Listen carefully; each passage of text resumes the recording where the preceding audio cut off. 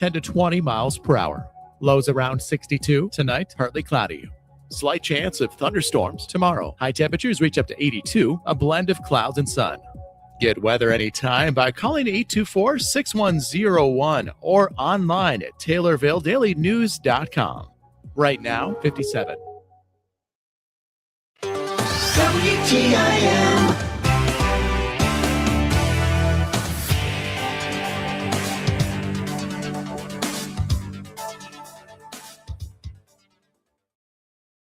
You're listening to WTIM, your information station. Time now for your expanded local news. I'm Reed Kamai. General ticket sales for the 5th annual Tommy Awards are here. This year's edition is set for Saturday, May 9th with dinner at 6 and the show itself beginning 1 hour later, all inside the Dolph Stanley Gymnasium. Attendees for the event, meant to honor school and wider community members and organizations in a variety of areas, can buy tickets now. Preparation for the show is an all-hands-on-deck effort to secure aesthetics, sponsorships, and more before the purple carpet is rolled out. Ella Hohenstein is helping produce this year's Tommy Awards and will also serve as an MC. She says the Tommy Awards team is looking for enough sponsors to cover the 5-figure cost the show carries. We're really in the let's get going stage, so we are at the point where we're locking down sponsorships and really getting in the money so we can put on this event. It's not cheap. It's normally around $30,000 to $40,000 to produce each year, and so with that, we're just getting the money to end up making the connections with people that help us with lighting and stage and with decorations as well. So we're in the stage of getting everything organized and making sure we have the money to pay and produce this event. For sponsorships wise, we like to stay local. So normally we stick to businesses around Taylorville and Payne and go in and ask for sponsorships. But for things like staging and decorations, we normally reach out to places like Springfield and further. So our company that we use for staging and lighting and sound is called MMS, and they are not located in Taylorville. And then Noonan's, that's located in Springfield, and that helps us with decorations and table decor and stuff like that.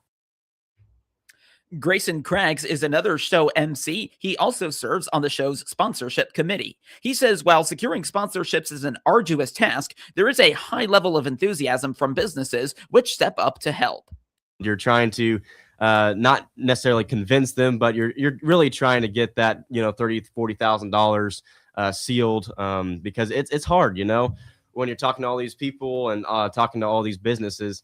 But it is really cool to see that there are so many people out there that want to give to our Tommy Awards, not just for the sake of having their name on the wall or whatever. They think this is awesome. There's nothing like it within the United States, as far as I can tell.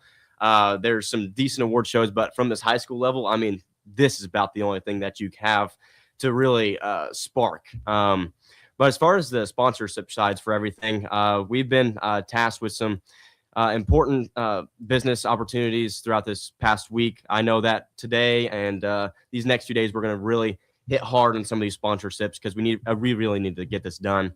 I know we have some great partners out there who are very great and giving us what we need, and they're always so supportive of our Tommy Awards, which is awesome, and we thank you for all who listen in for that.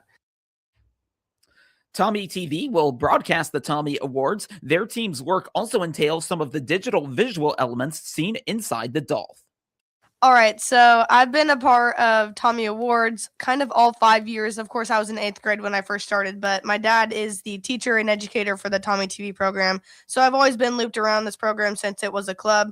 I'd say for Tommy TV wise, it's really helping and interlocked because of the media portion of it. So Grayson Craigs, he's not in the class, but he's very helpful with sponsorships and things outside of things that aren't production wise, like creating videos for the nominees and putting graphics that are on the board that the people see when they win their award. And so Tommy TV, it was kind of the leading step to try to get into an award show, just to like congratulate and promote all the great things happening in Taylorville. Craggs and Hohenstein find enjoyment in the collaborative nature of the work and in the final product and the days leading up to it. I've never been a part of anything like this before. Just from watching it last year, I was so amazed with everything. But now that I get to see everything from behind the scenes, what it's actually like and what actually goes into doing all this, I think that the greatest part is really just working with all these people. Like Ella, she's a great producer, couldn't have one better. And then we have some great committee members as well that are proactive and are just wanting the best for the Tommy Awards. I think that would probably be my favorite part about this. I would say mine. It's kind of hard to tell like what I want to say because there's a lot of things that happened. Like I know Grayson talked about him. It's his first year being in the committee, but I've been a part of it since the first year when it was in the cafeteria. So really just seeing the growth is amazing. But my favorite part would definitely be the week before. I feel the week before, like everyone wants to stress and like think like, okay, we need to get everything done quickly. But I think we figure it out in the long run and we just do such a great job. And the week before is just such a great opportunity where it actually like comes all together slowly and we see everything of our hard work come together. More information on the Tommy Awards is available at tommyawards.tv. Grayson Craggs and Ella Hohenstein appeared as guests on the WTIM morning show. The Christian County Historical Society is preparing for its two major early spring events. They include the Cleanup Day this coming Sunday and the Earth Day celebration on April 19th. The Cleanup Day is actually on April 4th. These events come not long after the Historical Society returns to its summer hours as the weather warms to temperatures more fit for exploring their grounds. Jody Heberling is a co-president of the Christian County Historical Society. She says while local organizations have helped with cleanup days in recent years, more volunteers are still needed this time around. We will start no later than 10 o'clock and we'll work at it as long as we have to. We welcome youth organizations that want to come out. We've been fortunate enough to have the Boy Scouts come out the last few years and help break leaves and clean up the facilities. We are chain linked around, so we get our fair share of leaves blowed up against the fence. So it is an undertaking to get it all done. And we try to get all the houses and buildings swept out, and those little orange bugs are everywhere. And we usually try to either have some donuts or some hot dogs to roast at lunchtime. So we keep plenty of liquids to keep you hydrated, and you'll just have fun working together to do a purpose of cleaning the place up to share with other people. The Cleanup Day will prepare the grounds for, among other things, the annual Earth Day celebration. It's scheduled for April 19th from 11 to 3. The pie auction is back for another year as part of the celebration. It's the second year in which the auction pays tribute to one of its longtime contributors, Jim Blakely. And it is actually our second Jim Blakely Memorial pie auction. Jim passed away last year, and he was always a big supporter of our pie auction, and he always got in there and got the unique pies. I think he had grown up with them and was excited to have an opportunity to taste them again. So we named it after him. This year, we think we have Jim Meisenheimer lined up for the auctioneer, so he should make it fun. In this day and age, things happen and things change. So at this moment, I think Jim's on board if nothing comes up. The Earth Day celebration will feature many activities returning from past editions, as well as some new ones. We're excited to have the Willie's Worm Farm back. He does a great job with explaining the cycles and why worms are so important, and he's full of knowledge and has some fun activities to do. We're doing Soil Sammy again, which is sponsored through the Christian County Farm Bureau and their young farmers. We've got I just lost my train of thought. There's a lady out on the Owanico Blacktop. Emerald Gardens is coming out, and we're still working on some commitments. We haven't got them all ironed down good, but we've got a nice selection that's planning to come. Soil Sammy is one activity meant to pay tribute to Earth Day. The Christian County Farm Bureau will help organize this activity. It's a little activity where the kids kind of make a chia pet. They use pantyhose and draw a face or glue a face and plant. I believe it's usually wheat. And so the wheat grows and makes the hair, and the kids have fun with it. So, and it's really, the watering is siphoned, so you have to keep water in the container, but it is usually pretty successful for kids. The Christian County Historical Society's summer hours begin on Wednesday. At that point, they will be open Thursday to Saturday from 10 in the morning to 3 in the afternoon. Find out more about the Christian County Historical Society at christiancountyhistorical.com. More information is also available at their Facebook page. Jody Heberling appeared as a guest on the WTIM Morning Show. And now, a word from Taylorville Community Credit Union. Looking to save more and stress less? This is Will Perkins. At Taylorville Community Credit Union, we're here to help you build a stronger financial future with great loan and deposit rates, convenient locations, and service from people you know and trust. We're member-owned, member-focused, and proud to serve anyone who lives or works in Christian, Montgomery, or Shelby counties. Discover the credit union difference. TCCU is your partner in financial success. Member NCUA. As concerns about sleep health continue to grow nationwide, a Central Illinois furniture retailer is expanding its mattress offerings in response to changing consumer demand. According to the Centers for Disease Control and Prevention, nearly 1 in 3 U.S. adults does not get enough sleep, something experts say can impact overall health and daily performance. Wright's Furniture and Flooring recently announced it has expanded its Wright Sleep mattress line to 28 models, including 7 new designs introduced this year. Company officials say the expansion reflects increasing interest in sleep quality, affordability, and locally made products. The mattresses are manufactured in Central Illinois, a move the company says allows for more control over production and quicker delivery. The designs also focus on features aimed at improving comfort and durability, including upgraded spring systems and temperature-regulating materials. Company leaders say the industry as a whole is seeing a shift away from one-size-fits-all mattresses, with more consumers looking for options that match individual sleep preferences. Wright's Furniture and Flooring, a family-owned business, is marking its 137th year in operation. Shelby Electric Cooperative is working to further roll out its fiber connection service. This offering is run through the organization's subsidiary, Shelby Fiber. It's designed to increase internet access for people in rural areas while also placing them at the heart of the organization's operations in line with its co-op status. Kevin Birdson is the Vice President of Media and Public Relations with Shelby Electric. He says the addition of fiber to their lineup of services is part of how they have evolved in their nearly 90 years of existence. Early on, we had a smart meter. We've got a smart hub. It's an app that allows us to communicate, our members to communicate to us, outages, reporting, let them different notifications. They can check their use. A lot of people want to monitor their use, see how much energy they're using and maybe what they're using it for. So through Smart Hub, we're able to do that. So we try to see what we do kind of every 2 years we do a survey, and our members give us feedback, and that helps us decide maybe the direction we need to go or what else we need to look at. We're primarily electric distribution, providing electricity to our rural members and some agriculture businesses and other industry as well. We serve 2 of the Walmarts, one in Shelbyville and one in Taylorville. We've got IHI Turbo, graphic packaging, so we do have pretty good industrial load. But it's our base, our rural farmer members is kind of what we're all about.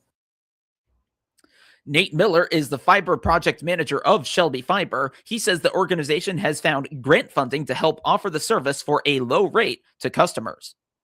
We've had PowerNet, our wireless internet service, since 2008.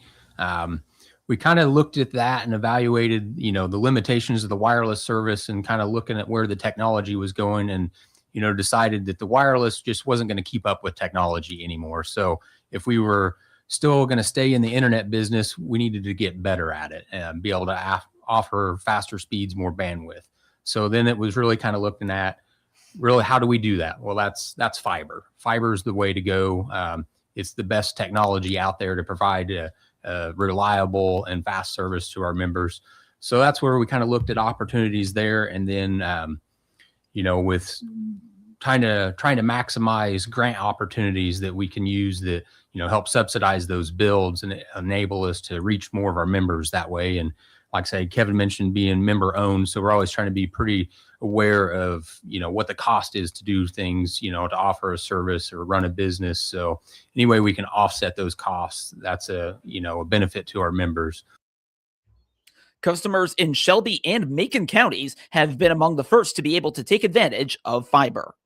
Our first grant that we received was through Macon County. That was our first construction area. That is getting ready here in the next month or so. We'll start turning up customers. We have a few live customers up there now that we kind of did some testing early on. So yeah, that's been coming along pretty well. Like I say, construction's finished up. We're doing some final network testing and certifications there. And then we'll also be moving to the Oak Terrace area. We have a construction project there that's should be wrapping up here in the next month or so, and be able to start turning customers on down in that area as well. Shelby Fiber hopes to go further in the coming years and offer fiber to every customer who does not already have it. Like I say, utilizing grants as much as possible where we can, but also looking at, we have, the Oak Terrace is a good example of it's not grant funded. It's a self-funded build for us, but we have a lot of PowerNet customers down there right now. And it's just not keeping up with demand. So it was a good area for us to target. It's all of our members. So anywhere we can, build fiber to our members that don't have a good option, that's where we're trying to hit. And we're finding a lot of people can't wait for us to finally get lit up and get to their areas. So we've had a few member meetings, and there's good excitement. I think some are getting impatient, but we're coming. More information on Shelby Electric Cooperative and Shelby Fiber is available at shelbyfiber.coop or by calling 217-777-2323. Kevin Burnson and Nate Miller appeared as guests on the WTIM Pana Morning Show. The calendar is about to flip to April, and Don Ginnep is thinking about spring planting. He farms in Clark County in eastern Illinois.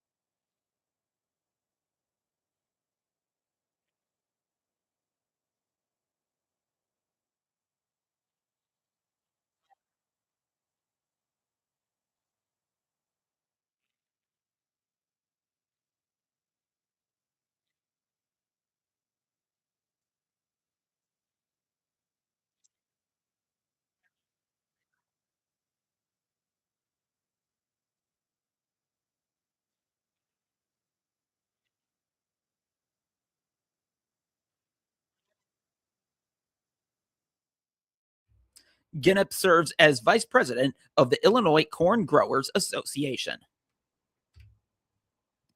Now to obituaries, which can be found at TaylorvilleDailyNews.com. 46-year-old Brian James Snyder of Springfield, formerly of Mount Sterling, died May 8th, 2022. Cremation rights have been accorded, and the family will host a celebration of life at a later date. Arrangements are being handled by McClure Funeral Home and Cremation Services in Taylorville. 73-year-old Mary Elizabeth Gudgel Hundley of Palmyra, formerly of Tovey, died last Wednesday. Visitation is today from 10 till noon at Masterson Funeral Home in Kincaid. The funeral service will immediately follow. Burial will be at Oak Hill Cemetery. Arrangements are being handled by Masterson Funeral Home in Kincaid. 67-year-old Monica Ann Montz of Kincaid died last Thursday. A graveside service will take place this Thursday at 10:30 at Fraley Cemetery. Cremation rights have been accorded. Arrangements are being handled by Sutton Memorial Home in Taylorville. And 94-year-old Doris Long of Greenville, formerly of Sorrento, died February 18th. Visitation is April 18th from 11 till noon at Donald Wigan Funeral Home in Greenville. A celebration of life will immediately follow. Interment will be at Brown Cemetery. Arrangements are being handled by Donald Wigan Funeral Home in Greenville. Let's look at the forecast. It is currently overcast and 57. We're expecting mostly sunny skies today and a high near 80. Tonight, partly cloudy, a low around 62. Windy, though, gusts as high as 28 miles per hour. Get local news anytime at TaylorvilleDailyNews.com and every hour as well